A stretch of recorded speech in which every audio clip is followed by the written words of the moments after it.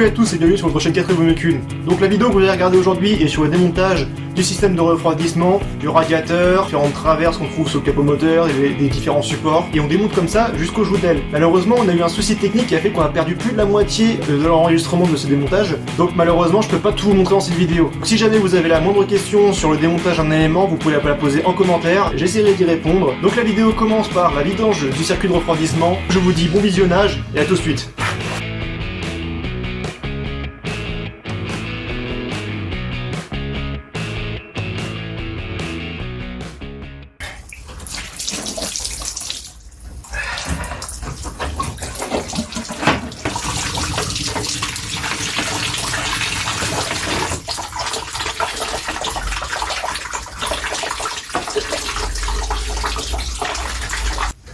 Voilà, à ce stade-là, le radiateur est vidangé. Je vais desserrer la durite qui est au-dessus du radiateur. C'est un collier que je connais pas. La durite qui est ici, je vais la desserrer ici, parce que ici c'est un serflex, tout ce qui est le plus classique. Donc je vais la desserrer ici et je vais essayer de faire passer le tuyau dans la traverse pour libérer le radiateur.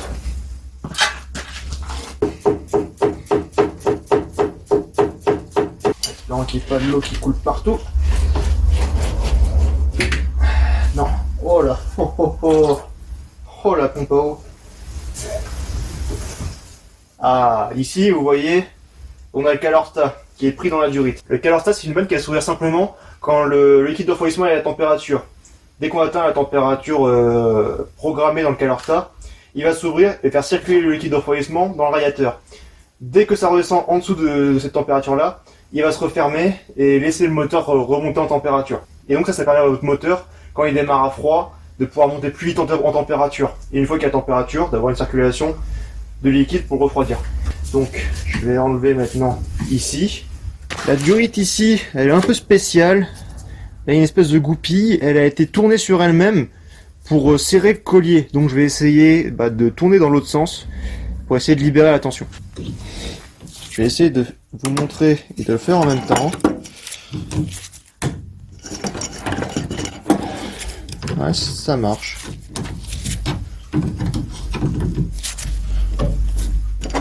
Voilà, maintenant, si je tire dessus, ça devrait venir.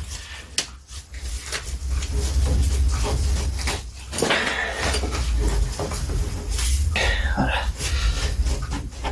Voilà. Ah là là, c'est plein de saloperies dedans. Regardez comment c'est crade. Donc les durites de frein, je vais essayer en tout premier lieu de déconnecter au niveau du maître cylindre qui est là. Là, il y a les 3 tuyaux qu'on voit. Et ces 3 tuyaux, ensuite, il y en a 2 qui ont un raccord ici. Donc je vais essayer de débrancher ça. Et pour le dernier, je sais pas, je vois pas de raccord. Donc je sais pas comment je vais le sortir. Je vais voir ça.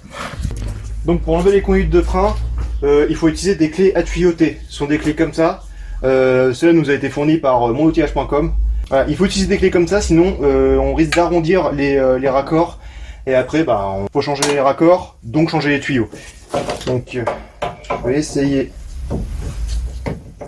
Ah, voilà, ça vient. J'avais mis la WD-40 aussi pour dégripper un peu les raccords. Pourquoi enlever le bocal? Comment il est fixé le bocal? Ah, il est juste enfoncé dedans. Normalement, je devrais pouvoir sortir. Ah, c'est bon, il est venu. Ouais, c'est ça, il est enfoncé en force. Et ici, on a des joints. Voilà, bon, j'ai au moins réussi à enlever ça. Ça va me faire un peu de place. Ok, ça se dessert. Dernière. Oui, c'est venu. Tout est venu. Voilà. Ça. Je pense que on va démonter les 2 raccords qui sont là, qui ont un écrou, un autre raccord sous l'aile. Celui qui a pas de raccord, on va peut-être pouvoir le faire passer en enlevant la joue d'aile par le trou qui est là. Parce que ici, les 3 en même temps, c'est pas possible. Mais juste un seul, ça devrait passer. Parce que là, c'est vraiment pile aligné. Donc c'est ce que je vais faire. Donc pour vous montrer les raccords, ils sont là. Voilà. Ça, c'est ce qui alimente les freins à l'avant. Et ensuite, on a celle-ci, qui parcourt tout le long, qui est dans une gaine noire, qui passe ici ensuite au niveau du longeron qui va jusqu'à l'arrière de la voiture, jusqu'au répartiteur de freinage. Et c'est donc ce tuyau qui alimente les freins arrière. Donc celui-ci n'a pas de raccord et c'est donc celui-là, je pense, qu'on peut faire passer par le trou qui est ici. Je vais essayer de dévisser ces deux raccords. Si j'arrive à les dévisser, je vais pouvoir enlever ces deux tuyaux et ensuite on va pouvoir continuer le démontage de la joue d'aile.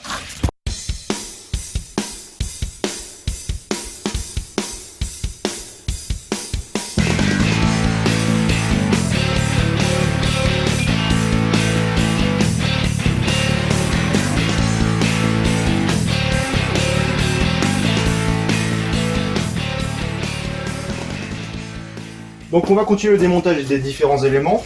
Donc ici par exemple hop, le ressort de l'accélérateur. Ça c'est le câble d'embrayage. On va un petit peu le torsader comme ça pour le sortir. Logiquement il devrait tenir. Voilà. Qu'est-ce qu'il reste d'autre d'attacher dessus? Et bah rien d'autre, visiblement. Rien d'autre. Donc ça c'est bien. Normalement, je peux commencer à démonter la joue d'aile. Normalement, j'ai rien oublié. Allez, c'est parti.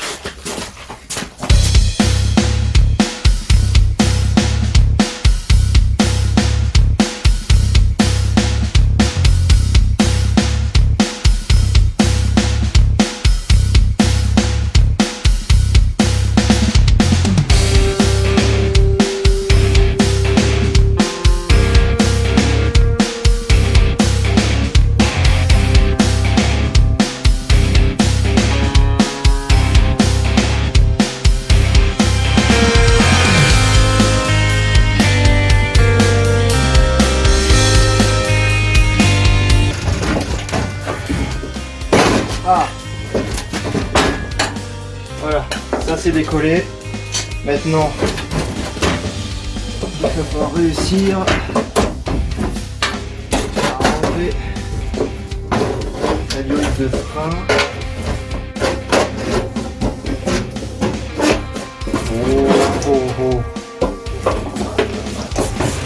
Oh, mais oui! Je viens d'enlever la ligne d'échappement. On va continuer, on va essayer d'enlever le faisceau. Je vais déconnecter là la commande du démarreur qui est juste là et on va pouvoir enlever toute la moitié du faisceau déjà.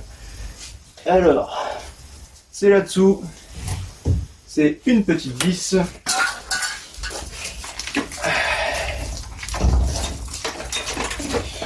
Voilà, et tout le demi-faisceau est libéré.